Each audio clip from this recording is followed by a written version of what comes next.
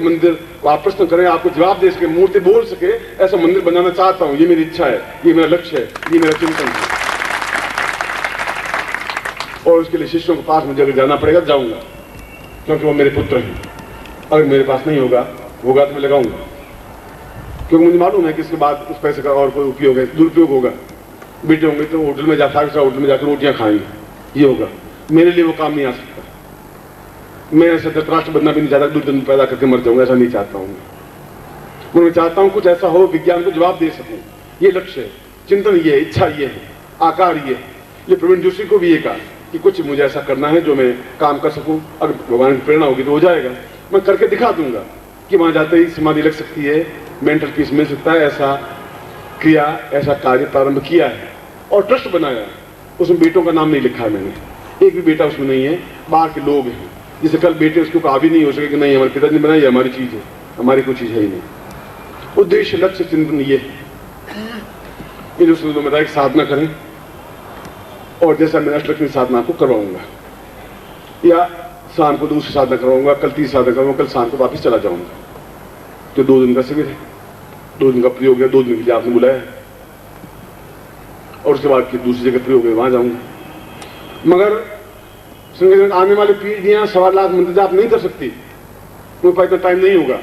वो नौकरी करेंगे, थके हुए आएंगे, तो फिर आप माला लेके बैठेंगे तो पत्नी चला गया, आलू लाया कि नहीं लाया, सब्जी बनानी है, तुम साला माला लेके कहा के बैठ गए हो। ये कौन गुरु आ गया तुम्हारे बड़ौदा में, ये क्या चक्कर चला रखा तुम्हारा, लेके नहीं आ सकते थे क्या?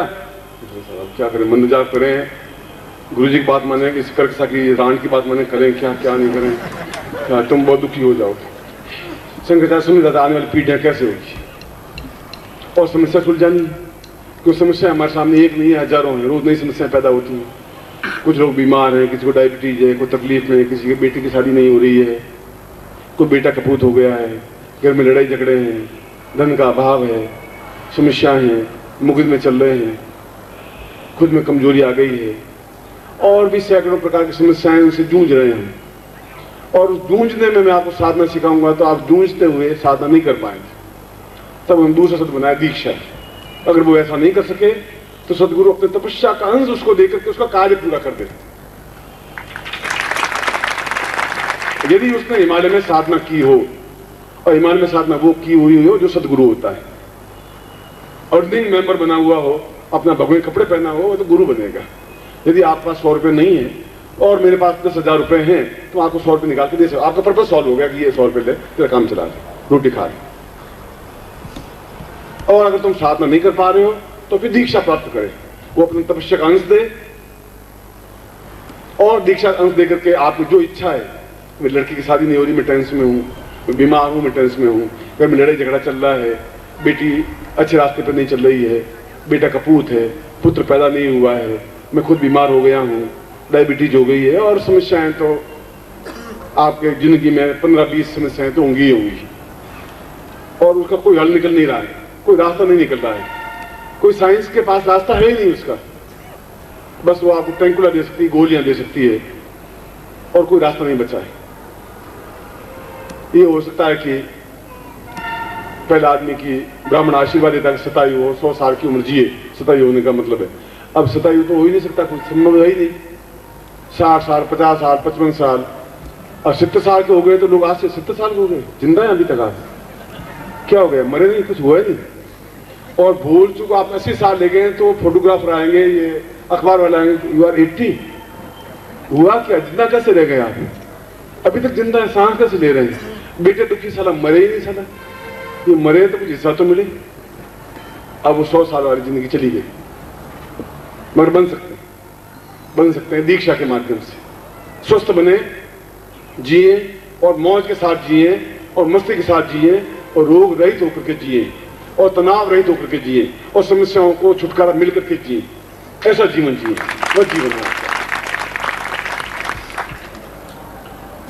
इस प्रकार की समस्याओं को दूर करने की क्रिया, जो भी आपकी समस्या है, मेरी समस्या और है, आपकी समस्या और है, आपकी समस्या और है, समस्या तो होगी। अब मैं कहूंगा तो ये मंत्र जाप करते, बेटी की शादी होनी है, 1.25 लाख मंत्र जाप कर, अब 6 महीने उसमें गए, अब वो गए तो फिर समस्या, बीमारी आ गई, डायबिटीज हुई। अब डायबिटीज के लिए फिर मैं आपको दूसरी विद्या बताऊं, ये 7 बार उसमें लग गए, तो आप खत्म हो जाएंगे, न मैं मिलूंगा ना आप मिलेंगे। सीधा शॉर्टकट रास्ता, होटल में गए, खाना खाया, अपना पेट भरा, आ गए, ऑलराइट। जमाना फास्ट फूड का हो गया है। तो शंकराचार्य समझ रहे थे कि सीधा कोई ऐसा गुरु मिल जाए, वो बता रहा है तुम्हारी जिंदगी के रास्ते में एक बार गुरु जरूर मिलेगा तुम्हें, अगर तुम्हें अक्ल है तो उसमें उसका पांव पकड़ लीजिए, मत छोड़िए, फिर नहीं तो वो अपने रास्ते पे चला जाएगा, तुम शमशान की ओर चले जाओगे। दोनों के रास्ते अलग अलग होंगे। बुद्धि है, चिंतन है, विचार है, ज्ञान है, पूर्वजों का पुण्य है, तो गुरु का रास्ता पकड़ लोगे, हाथ पकड़ लोगे, अपना हाथ उसके हाथ में सौंप दोगे कि आप डुबो दीजिए या बचा लीजिए, जो भी आपकी इच्छा है। एक बार रिस्क लेके देख लेते हैं। रिस्क तो जिंदगी ली है, या तो गुरु ये डुबो देगा, मार देगा, खत्म कर देगा, लूट लेगा, या हम बच जाएंगे, तो इनमें से एक ही तो रास्ता होगा। और मैं अभी 25-30 साल मरने वाला हूं नहीं, ये मैं आपको और बता देता हूं, मैं आपके सामने साफ बैठा। और दूसरे लोग 100 साल के हुए नहीं हुए, मैं आपको 100 साल के बाद में जिंदा होकर बता दूंगा। अभी 70 साल का जिंदा हूं तो 30-35 साल कुछ बिगड़ने का मेरा है नहीं, मुझे मालूम है क्या होना है क्या नहीं होना है। तो मेरा बिगड़ने वाला नहीं तो मेरे शिष्य का भी बिगड़ने वाला नहीं होना चाहिए। वह भी तनाव रहित होना चाहिए, वह भी संपन्न होना चाहिए, वह भी सुखी होना चाहिए, उसके भी मकान होना चाहिए, धन, वैभव, यश, सम्मान, प्रतिष्ठा और पुण्य जागरण, ज्ञान, चेतना और ईश्वर का दर्शन। दो रास्ते अलग अलग हुए, आध्यात्मिक और भौतिक। भौतिक रास्ता भी आपका पूर्ण होना चाहिए, आध्यात्मिक रास्ता भी पूर्ण होना चाहिए। और हमारे पास समय कम है, उसमें से आधा दिन बीत चुका है, आज आधा दिन और रहा है, और आधे दिन में हमें बहुत तेजी के साथ चलना पड़ेगा। मैंने कहा 8 साल बाद आया हूं, आगे आपका प्यार खींचेगा, हो सकता है 6 महीने बाद आऊं, हो सकता है 8 साल बाद आऊं, हो सकता है 20 साल बाद आऊं, हो सकता है आना हो नहीं हो, मैं कुछ नहीं कह सकता। बहुत आपका मेरा प्राणों का संबंध है, शरीर का कोई संबंध है नहीं। शरीर तो भस्मीभूत देहस्य पुनरागमनं कुतः, शरीर है, आज है, कल चला जाए, कुछ पता नहीं चलता। मगर जो भी चिंतन, जो भी ज्ञान, जो भी विचार, जो भी धारणा, जो भी समाधि, जो भी आपके उनमें कुंडली जागरण क्रिया, जो भी प्रभु के दर्शन, ये एक भौतिक साधना पक्ष है, आध्यात्मिक पक्ष है। एक तरफ धन है, वैभव है, पत्नी है, पुत्र है, बंधु है, बांधव है, ऐश्वर्य है, संपन्नता है, श्रेष्ठता है, विदेश गमन है और जीवन की सारी इच्छाओं की पूर्ति है। दोनों पक्षों का समन्वय होना चाहिए। एक पक्ष से आदमी सब कुछ नहीं बन सकता है, दोनों पक्ष बराबर लेवल पे चलने चाहिए। एक पक्ष में अंधा होकर दौड़ने से कोई फायदा नहीं होगा। इसलिए मैं साधना भी करवाऊंगा और मैं शक्तिपात के माध्यम से, दीक्षा के माध्यम से आपकी समस्याओं का समाधान भी करूंगा। दोनों रास्तों के लिए आपको खुला छोड़ूंगा। अब जितना आपको प्राप्त करना है उतना आप प्राप्त कर सकते हैं। और मैंने आपको पहले बता दिया कि आपका ये चिंतन आ सकता है कि फिर आप साधना करते हैं तो आप पैसा क्यों लेते हैं, तो आ सकता है क्योंकि हमारी बुद्धि एक वैश्या है। श्रद्धा अपने आप में एक पतिव्रता स्त्री है। अब डिफरेंस है ऐसी, वैश्या किसी की नहीं हो सकती, पतिव्रता स्त्री अपने पति को ही मानेगी। श्रद्धा है तो गुरु हूं, शिव है, विष्णु है, ब्रह्मा है, देवी है, जगदम्बा है, दुर्गा है, भवानी है, सब कुछ है। और नहीं श्रद्धा है तो मान लीजिए सूर्य उठा के फेंक दीजिए, मान लीजिए आप गला पकड़ेंगे नहीं, आप बोलेंगे ये तुम क्या कर रहे हो, वो तो नहीं पकड़ेंगे। आपको श्रद्धा कितनी लाभ उतना मिल पाएगा। इसलिए आपका एक एक पैसा उस मंदिर के लिए खर्च होगा। मेरे बेटे के लिए और मेरे मुंह में जाएगा तो गौ मांस के बराबर है, मुझे उसको नहीं चाहिए पैसा, धन चाहिए नहीं तुम्हारा, कोई आवश्यकता नहीं है। पर जीवन का एक लक्ष्य होना चाहिए, जीवन का एक चिंतन होना चाहिए, जीवन का एक विचार होना चाहिए। प्रवीण जोशी ने कहा कि बड़ौदा आइए, एक बार आप प्रवचन करिए। और मैं भारतवर्ष में नहीं जा पा रहा हूँ, नहीं जाता हूँ, केवल उद्देश्य इतना ही है कि ग्रंथ लेखन करूं, जो ज्ञान है, जो चेतना हिमालय से प्राप्त की है, उच्च कोटि के योगियों से प्राप्त की है, मैं पुस्तकों में उतारूं और जब तक भगवान ने सांस दिए लूं, और जो कुछ ज्ञान है वह कैसेट के माध्यम से, पुस्तकों के माध्यम से देकर के भगवान के चरणों में लीन हो जाऊं। इस जीवन का उद्देश्य है। और अंतिम क्षण तक अपने शिष्यों का उपयोग कर सकूं, उपकार कर सकूं, सहयोग दे सकूं, उनको पूर्णता दे सकूं, साधना दे सकूं, शक्तिपात दे सकूं, दीक्षा दे सकूं और उनकी इच्छाओं की पूर्ति कर सकूं, भौतिक और आध्यात्मिक दोनों पक्षों में।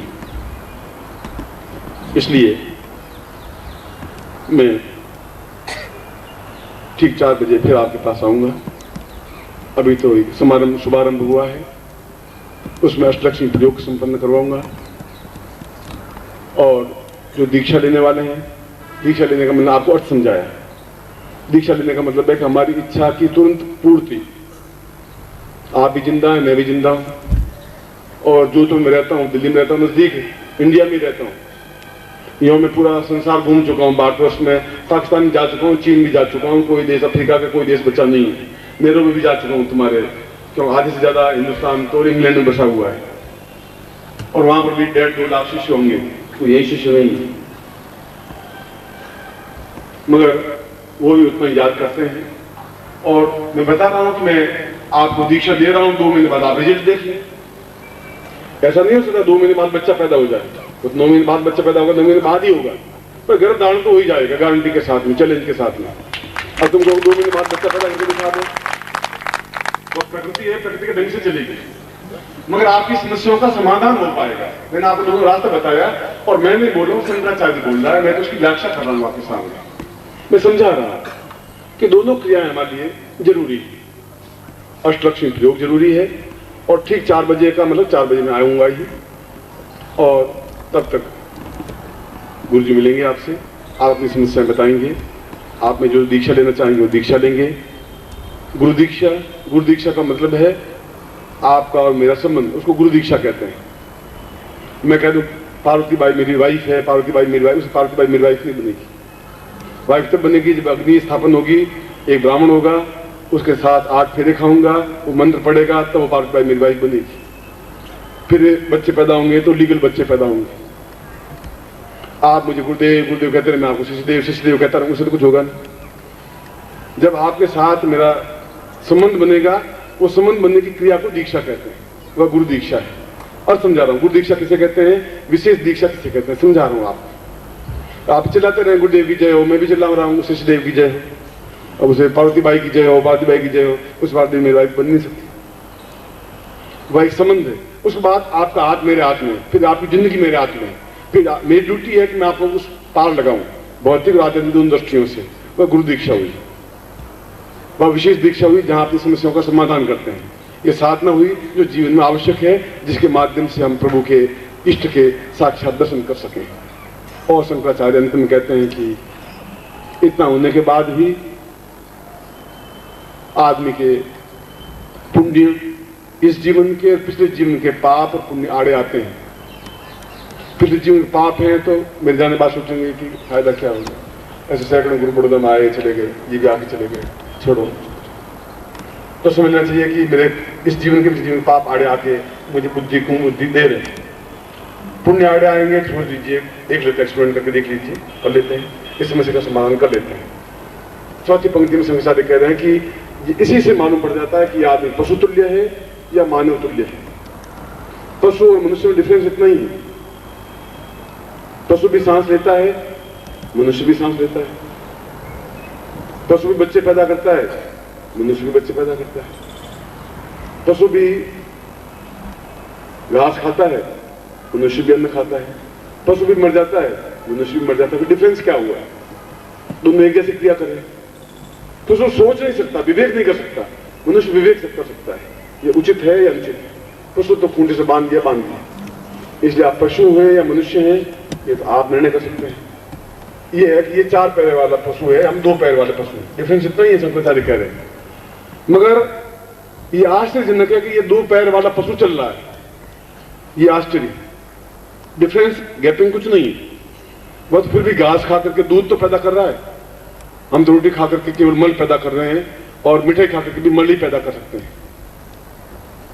और कुछ नहीं कर सकते। मिठाई खाएंगे, जलेबी खाएंगे, रसगुल्ला खाएंगे, घेवर खाएंगे, बनेगा मल, और वो घास खा करके भी दूध पैदा कर लेगा। हमसे पशु इसलिए ज्यादा श्रेष्ठ है, मगर विवेक हम में ज्यादा है। विवेक तब पैदा होगा जब आपके सामने सदगुरु पैदा होगा, सदगुरु मिलेगा। आज का दिन था, रास्ते पर आप चल रहे थे, मैं इस रास्ते पर चल रहा था, बीच में आप मिल गए, एक क्षण के लिए मिले, एक दिन के लिए मिले। आप हाथ पकड़ा देंगे, पकड़ लूंगा, आप छुड़ा के चल देंगे, तो आप अपने रास्ते पे चलेंगे। ये रास्ता सीधा शमशान की ओर जा रहा है, जहां आप जा रहे हैं। आज नहीं, 20 साल, 25 साल, 50 साल बाद फिर अगले जीवन में गुरु मिलेगा, नहीं मिलेगा। मैंने तो आपको आपके पूर्वजों के नाम स्मरण करवाए। मैंने तो एक ठोकर मारी है,